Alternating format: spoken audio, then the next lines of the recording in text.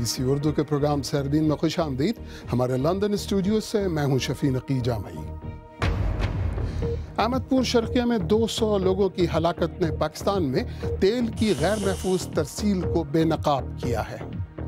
کہ نہ تو گورنمنٹ کا میں نے شروع میں کہا نا کہ کوئی میکانزم ہے کہ جو ان کو کھڑا کر کے لائک ٹوف لائک موڈ جو ہے میکینیکلی ان کی فٹنس کو سرٹیفائی کر کے سرٹیفکیٹ دے کہ یہ لوری جو ہے آئل کیری کرنے کے لیے فٹ ہے۔ ڈنمارک کی ایک مسلم رکن پارلیمان نے نسلی تعصب کی آنکھوں میں آنکھیں ڈال کر بات کرنے کا تہیہ کیا ہے۔ آپ نے گھروں سے تو کچرا نکلتے دیکھا ہوگا، لیکن کراچی میں کچرے سے گھر بھی بنائے جا رہے ہیں۔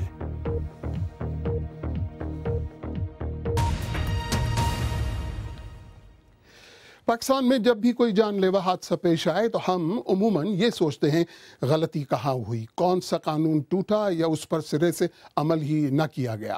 حال ہی میں احمد پور شرقیہ کے قریب آئل ٹینکر کے حادثے نے بھی پاکستان میں خطرناک مواد کی سڑک کے ذریعے ترسیل کے نظام میں متعدد خامیوں کو اجاگر کیا ہے۔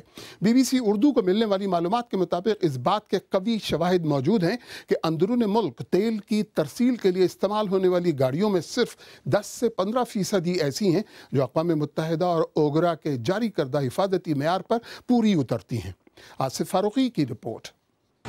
ہفتے گزر جانے کے باوجود ان شعلوں کی تپش آج بھی وہ جسم محسوس کر رہے ہیں جو مختلف ہسپتالوں میں زندگی اور موت کی کشمکش میں ہیں۔ اس حادثے کی وجوہات اپنی جگہ، پیٹرول کی سڑک کے رستے ترسیل کرنے والی گاڑیوں کے معیار اور ان کی نگرانی کے پورے نظام پر ہی سوالیہ نشان لگ گیا ہے۔ کراچی کی اس فیکٹری میں مقرر کردہ حفاظتی معیار کے مطابق ایسی گاڑیاں تیار کی جاتی ہیں جو اس خطرناک مواد کو اندرون ملک ایک سے دوسری جگہ منتقل کرتی ہیں۔ ADR جیسے کہتا ہے کہ ABS بریکس ہونے چاہیے، اینٹی لاک بریکس ہونے چاہیے، اس میں فل ایئر بریکس ہونے چاہیے، اس میں فیل سیف بریکس ہونے چاہیے، اور اس کے بعد ٹینک فٹنگز جو ہیں وہ والی ہونی چاہیے کہ اگر ٹینک ایکسیڈنٹ میں آتا ہے تو اس سے پروڈکٹ لیک نہیں ہونی چاہیے۔ ٹینک کی کنسٹرکشن جو ہے ADR پہلے 4 ملی میٹر پہ ہوتا تھا، پھر انہوں نے وہاں اسٹڈی کری کہ 4 سے 5 ملی میٹر کی ٹینک کی شیل تھکنس بڑھائی ہے تو تقریباً 80% ایکسیڈنٹ میں پروڈکٹ لیکیج کے چانسز کم ہو جاتے ہیں۔ لیکن پاکستان میں چلنے والے تمام آئل ٹینکرز اس معیار کے نہیں ہیں۔ اندرون ملک تیل کی ترسیل کے لیے تقریباً 15,000 آئل ٹینکرز استعمال ہو رہے ہیں۔ ان میں سے صرف 10 سے 15% اوگرا کی فراہم کردہ حفاظتی شرائط پر پورا اترتے ہیں۔ ماہرین ان غیر معیاری آئل ٹینکرز کو چلتے پھرتے بم قرار دیتے ہیں کیونکہ ان کے بقول ان گاڑیوں کے حفاظتی معیار پرکھنے کا کوئی نظام سرے سے موجود ہی نہیں۔ ہم نے کمپنی کے ساتھ بھی ریز کیا اور گورنمنٹ کے ساتھ بھی کیا ہے، لیکن نہ تو گورنمنٹ کا میں نے شروع میں کہا نا کہ کوئی میکانزم ہے کہ جو ان کو کھڑا کر کے لائک ٹوف لائک موڈ جو ہے میکینیکلی ان کی فٹنس کو سرٹیفائی کر کے سرٹیفکیٹ دے کہ یہ لوری جو ہے آئل کیری کرنے کے لیے فٹ ہے۔ نہ ہی OMCs کے اندر کسی قسم کا کوئی میکانزم ہے، کوئی باڈی ہے، کوئی ڈپارٹمنٹ ہے جو گاڑی کو رجسٹر کرنے سے پہلے یا تیل دینے سے پہلے یہ انشور کرے کہ جو اسپیسیفیکیشنز اوگرا نے دی ہیں ان اسپیسیفیکیشنز پہ اور جو لاز NHA کے ہیں ان کے کمپلائنٹ ہے یا نہیں ہے۔ تیل کے شعبے کا ریگولیٹری ادارہ اوگرا آئل ٹینکرز کے معیاری ہونے کی ذمہ داری تیل بیچنے والی کمپنیوں پر عائد کرتے ہیں۔ We are not regulating the oil tankers. We are not regulating the contractors. We are regulating the licenses. It is the responsibility of our licensee, the OMC, کہ جو انشور کرے کہ ان سٹینڈرڈز کے مطابق آگے کانٹریکٹ دینا۔ وہ کیوں دیتے ہیں پھر ان کانٹریکٹرز کو کہ جن کی لاریز جو ہے سب سٹینڈرڈ ہیں؟ ہلاکتوں کی تعداد کی وجہ سے یہ حادثہ غیر معمولی تو ہے لیکن نہ پہلا ہے اور نہ شاید آخری۔ سڑک پر حادثے کو روکنا تو شاید کبھی بھی ممکن نہ ہو، لیکن ان کے نتیجے میں ہلاکتوں سے بچنے کے لیے ایک نظام کی ضرورت اس حادثے کے بعد سے شدت سے محسوس کی جا رہی ہے۔ آصف فاروقی، BBC نیوز، اسلام آباد۔ भावलपुर में ऑयल टैंकर के हादसे की कई वजूहात सामने आई हैं, जिनमें हादसे का शिकार होने वाले ऑयल टैंकर के फिटनेस सर्टिफिकेट का एक्सपायर होना भी शामिल है। सवाल यह है कि तेल की तरसील के जरिए अरबों रुपए कमाने वाली मुकामी और बैनुल अक़वामी कंपनियां क्या पाकिस्तान में अपने हिफाजती मेयार को नज़रअंदाज कर रही हैं? जवाब के लिए नामा निगार आसिफ फारूकी ने ही पाकिस्तान में तेल कंपनियों के नुमाइंदों पर मुश्तमिल इदारे ऑयल कंपनीज एडवाइजरी काउंसिल के सरबराह डॉक्टर इलियास फाजिल से बात की। पूछा कि क्या ये कंपनियां हिफाजती मेयार पर मुकम्मल तौर पर अमल करती हैं? जनरली हमारे जितने भी सेफ्टी स्टैंडर्ड्स हैं related to refining, related to the oil marketing companies depots पे, और जो इंस्टॉलेशंस हैं, जो अपना पाइपलाइन कंपनी है, उसके वेल डेवलप्ड हैं एंड सेटिस्फैक्ट्री हैं। ये पहला हादसा नहीं था जो अहमदपुर शर्किया में हुआ, तो वो फिर अगर आपके डेवलप्ड हैं और मौजूद हैं तो फिर इस तरह के हादसात क्यों होते हैं? जब तक रोड ट्रांसपोर्टेशन आपकी होती रहेगी तो हादसे के चांसेस रहेंगे।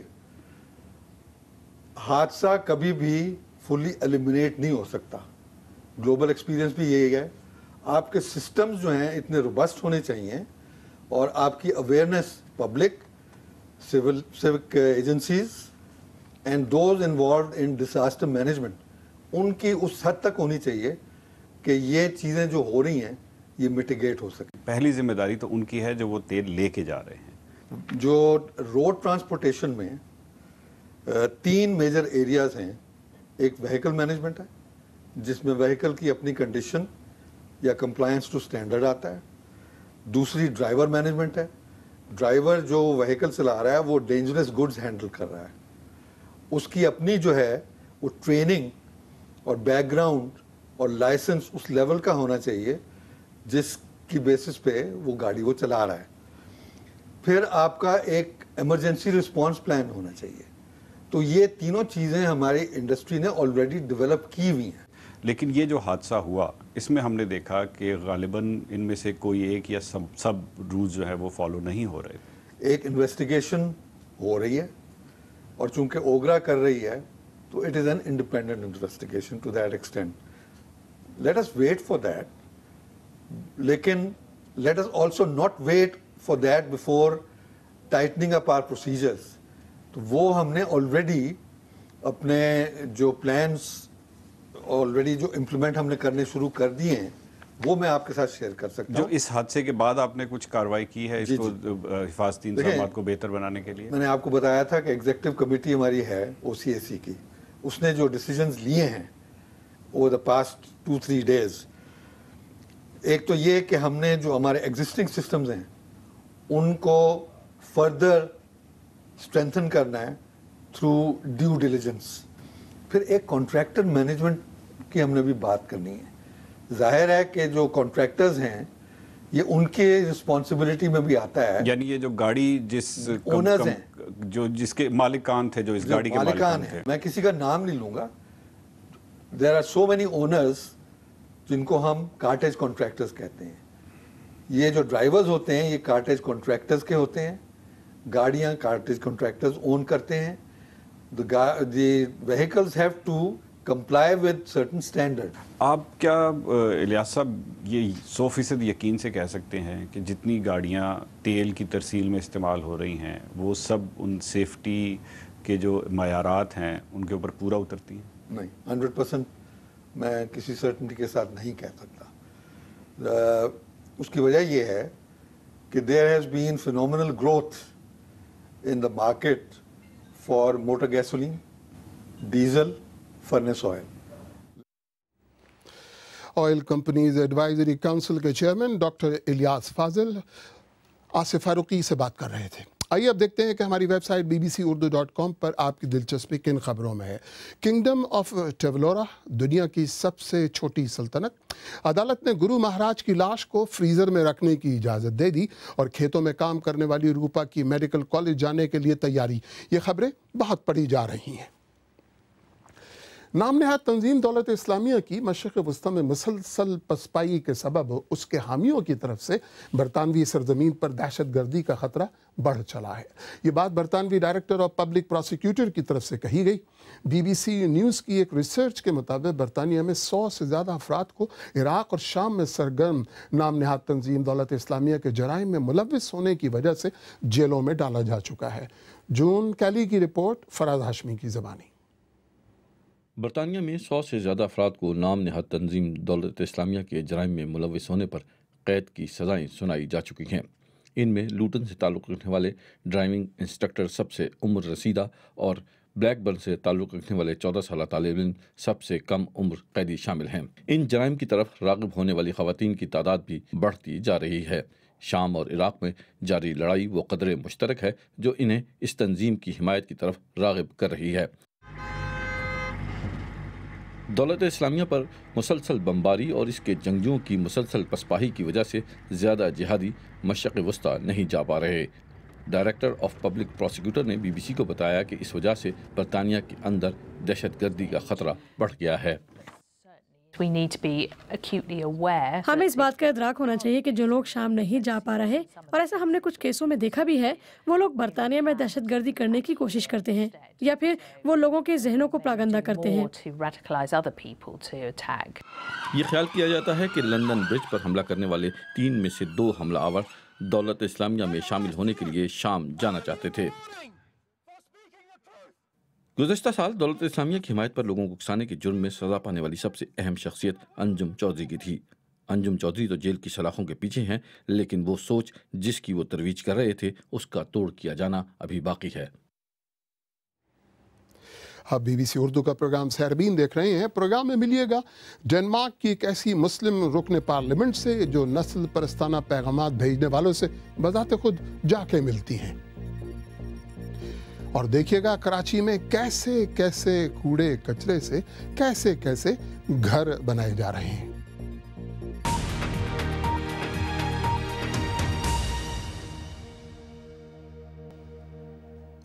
BBC उर्दू के प्रोग्राम सहरबीन में एक बार फिर खुश आमदीद। ओज़लिम चेकचिक डेनमार्क की एक मुस्लिम रुकन पार्लियामान है और उनको अक्सर ऑनलाइन नस्ली तासुब का निशाना बनाया जाता है, लेकिन नफरत आमेज पैगामात को नज़रअंदाज करने के बजाय वो उन लोगों के साथ कॉफ़ी पीने पहुंच जाती हैं। ओज़लिम का ख्याल है कि रूबरू बात करना बदगुमानी दूर करने में कारगर साबित होता है।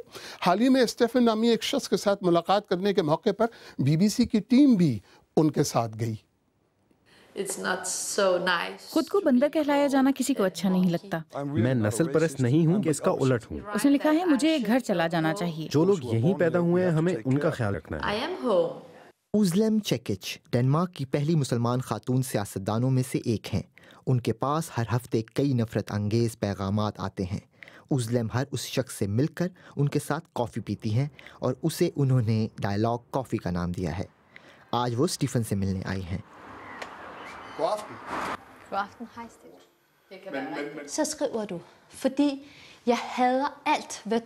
आपने लिखा था कि मैं हर उस चीज़ से नफरत करता हूँ जिसका आपसे या आप जैसे लोगों से ताल्लुक़ है। हमें मुसलमानों से पाक दुनिया चाहिए, एक पुरअमन दुनिया, ताकि आपको असलियत मालूम हो सके। गंदगी फैलाने वाले कीड़े, आपने मुझे ये कहकर बुलाया।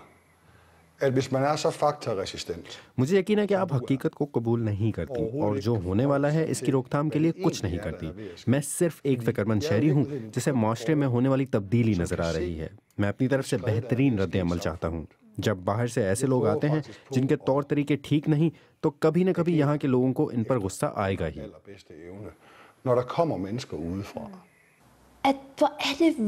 मैं यहाँ बैठी सोच रही हूँ कि आप मुझसे इस अंदाज में कैसे बात कर सकते हैं, सिर्फ इसलिए कि मैं मुसलमान हूँ। हम इतनी देर से सिर्फ मुसलमानों की ही बात कर रहे हैं कि वो ऐसे हैं वैसे हैं। स्टीफन और ओज़लिम के दरमियान तकरीबन 1.5 घंटा बात हुई। उन लोगों के साथ मिलकर रहना बहुत मुश्किल है। वो इस मुल्क की बेहतरी के लिए मुस्बत किरदार अदा नहीं करना चाहते और उन पर सालाना अरबों करोना खर्च हो रहा है। हम इस मसले से समाजी और माशी सतह पर किस तरह निपटे, ये खसारे का सौदा है। स्टीफन की तल्ख बयानी के बावजूद ओज़लिम का ख्याल है कि बात करना ज़रूरी है, लेकिन क्या उनकी दोबारा मुलाकात की कोई गुंजाइश है? مجھے خوشی ہے کہ آپ نے مجھے اپنے گھر آنے دیا. اس طرح کی گفتگو کرنا آسان نہیں. مجھے نہیں لگتا کہ ہم دوبارہ ملیں گے. اس نے ہاں کہا ہے, میں یہاں دوبارہ آؤں گی. پاکستان کے سب سے بڑے شہر کراچی میں ہر روز, کیا آپ کو پتا ہے, 12,000 ٹن کچرے کا انبار لگتا ہے, جس میں سے کئی اشیاء ری سائیکلنگ کے بعد دوبارہ استعمال کی جاتی ہیں. لیکن صنعتوں سے حاصل ہونے والے کچرے سے گھر بھی بنائے جا سکتے ہیں. نرگس لطیف گزشتہ کئی اشروں سے ایسے ہی گھر بنا رہی ہیں. لیکن یہ گھر بنتے کیسے ہیں, ان کی افادیت ہے کیا؟ ریاض سہیل کے سوالات, نرگس لطیف کے جوابات. 5 منٹ میں ہاؤس بنانا چاہیے, 5 منٹ میں. میرا بچپن سے یہ خواب تھا کہ میں ایک سائنٹسٹ بنوں, اور جب یہ دیکھا کہ شہر میں گندگی کی انتہا ہے 22 سال پہلے 23 سال پہلے, تو میں نے سوچا کہ اس پہ کام کیا جائے. میں نے دیکھا کہ یہ کوئی جن بوت تو نہیں ہے, اس میں بڑی کام کی چیزیں ہیں. اگر اس کو جو ہے کمرشلی وائبل کیا جائے, یعنی لوگ کاروبار کرنے لگے, بزنس مین کاروبار کرنے لگے, تو یہ جو ہے کچرا آپ کو ڈھونڈنے سے نہیں ملے گا. اور یہ اس وقت بدقسمتی سے ناسور بھی بنا ہوا ہے, اس کو جلایا جاتا ہے, نالوں میں پھینکا جاتا ہے. یا اس قسم کی اور بھی ریپر ہوتے ہیں, بچے کھاتے ہیں, وہ کہاں جاتا ہے, آگ لگ جاتی ہے. مطلب ہے یہ جو گھر ہے اس کو آپ غریب سے غریب, امیر سے امیر کے لیے بنایا جا سکتا ہے. اور یہ ایک ایجاد ہوئی ہے, اور اس لیے ہم نے اس کا نام چاندی رکھا, کیونکہ ہے چاندی اور نام بھلا ہے, دیکھنے میں بھی بھلا ہے. اور سب سے بڑی خوبی اس کی یہ ہے کہ گرمی میں ٹھنڈا رہتا ہے, بارش میں یہ لاجواب ہے, کیونکہ پلاسٹک ہے. پلاسٹک کو پانی نہیں لگتا اور کیڑا بھی نہیں لگتا, اس لیے 100 سال 150 200 300 400 سال آپ کا گھر چلتا رہے گا. اور یہ چلتا ہوا گھر ہے, آج ادھر لگا لیں, کل ادھر لگا لیں, کل ادھر لگا لیں. ان کو کیا فائدہ ہے؟ مٹی کا گھر بھسم ہو جائے, بہت تیز بارش ہوگی گر جائے گا, اس کا تو سوال ہی نہیں پیدا ہوتا ہے. پھر یہ صاف ہے, مٹی کے گھر سے بیماری ہوتی ہے. ہم نے گودام بنایا ہے موٹر وے کے لیے. ان کی ایک ہی شرط تھی کہ بھئی آپ جو ہیں ہمیں ایسی چیز بنائیں جس میں ہمارے کیمیکل کے ڈرمز حفاظت سے رہیں گے, کیونکہ دھوپ میں گرمی میں وہ پھٹ جاتے ہیں. تو یہ بہت کامیاب رہا, 1.5 سال ہو گیا اور بڑے وہ خوش ہیں یہ موٹر وے والے. اچھا, اب ان کا کام ختم ہو گیا, اس کو کھول کے اب دوسری جگہ لے جائیں گے. اگر آپ چاہیں تو مجھ سے اور ہماری ٹیم کے دیگر ساتھیوں سے ٹویٹر پہ بھی رابطہ کر سکتے ہیں. میرا ٹویٹر ہینڈل ہے @شفیع_نقی_جامعی. اس کے ساتھ ہی ساربین اختتام کو پہنچا. پروگرام میں پیش ہونے والے موضوعات پر اگر اپنے خیالات کا اظہار کرنا چاہیں تو فیس بک پر ہمارا صفحہ حاضر ہے. مجھے پوری ٹیم سمیت اجازت دیجیے. خدا حافظ.